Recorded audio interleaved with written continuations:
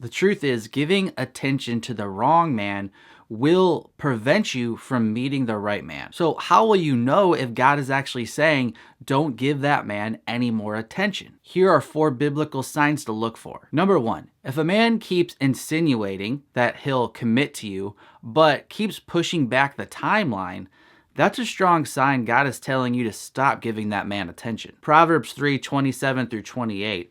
Do not withhold good from those to whom it is due when it is in your power to do it. Do not say to your neighbor, go and come again tomorrow and I will give it, when you have it with you. When a man says he wants to commit to you one day, but never actually does it or just keeps talking about it rather than doing it, it shows he lacks integrity and character. He is showing he enjoys your presence.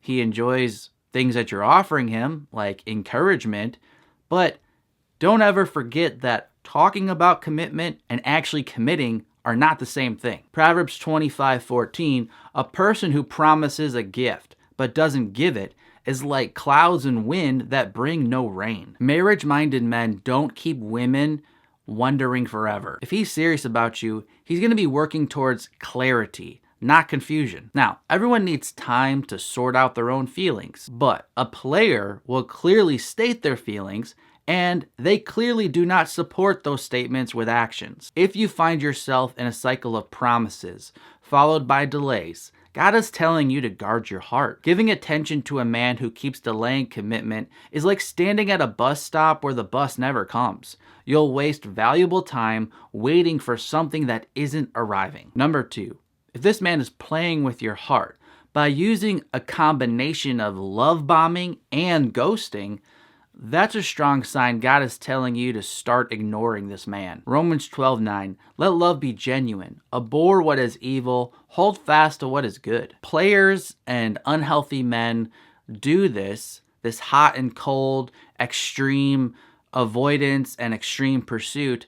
They do this to keep women off balance. They want to make you crave their attention and for you to feel like when they are giving you attention, you have to make sure you take advantage of it and you're really excited and you have to keep them this time. God does not call you to accept counterfeit love. Real love reflects God's nature, which is faithful and true and consistent. If a man's actions are making you go on a roller coaster of emotions, that can feel like a twisted form of devotion and passion because it's stirring your emotions. And when you've been in a lot of dysfunctional relationships, that can somehow satisfy a desire in you of being seen, of being noticed. It's kind of like, it's not great attention, but at least it's attention. Just know this is going to end in more pain than pleasure, and it's best to just start ignoring him. Giving attention to a man who love bombs and then ghosts is like trying to warm yourself by putting wet logs on a dying fire. It's just a bad mix. Number 3, if he only prioritizes you when you two are alone, that's a strong sign it's unhealthy and God wants you to ignore this man. 1 Corinthians 13:7, love bears all things, believes all things, hopes all things, endures all things. A man's true character is not revealed just when he's in private with you, and it's not revealed just when he's in public with you. A man's true character is revealed by his consistency, which involves both the private moments and the public moments. Now, the reason I'm highlighting this idea of only valuing you in private is because usually that's the tactic a man takes when he's not in a relationship with you and wants to use you.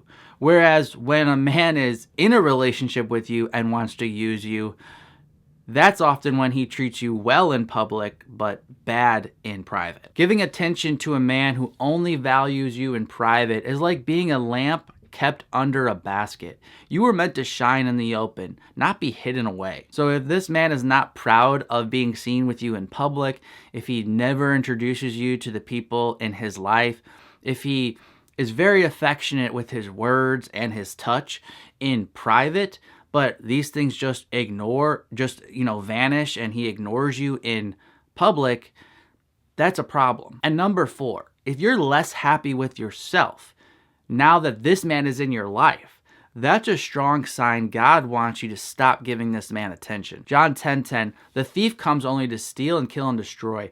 I came that they may have life and have it abundantly. So if a man's presence and words make you feel unworthy, anxious, or uncertain about your value, that's the opposite of what God wants for you in a man. Giving attention to a man who makes you unhappy with yourself is like paying a critic to follow you around and put you down.